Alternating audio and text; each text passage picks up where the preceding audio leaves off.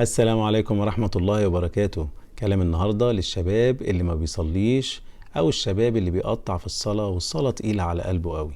خلي بالك انت بتعمل جريمة كل يوم في حق نفسك. ربنا سبحانه وتعالى بينادي عليك وبيطلب مقابلتك، وانت بترفض المقابلة دي وبتقول أنا مش فاضي. انت مش بتقول كده بلسانك، لكن بتقول كده بتصرفاتك وأفعالك. فبتقول إن الحاجات اللي بتعملها في الدنيا أهم عندك من مقابلة ربنا. فكر في الموضوع بالشكل ده.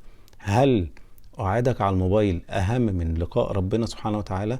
هل الخروجة أو الحفلة أو أي حاجة بتعملها في حياتك أهم عندك من مقابلة ربنا سبحانه وتعالى؟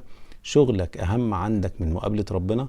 خلي بالك، لو حسبتها بالمنطق ده إن شاء الله مش هتسيب الصلاة تاني أبدا، وهتواظب عليها، وربنا يتقبل منك ويجعلك من المتقين ومن أهل الجنة إن شاء الله.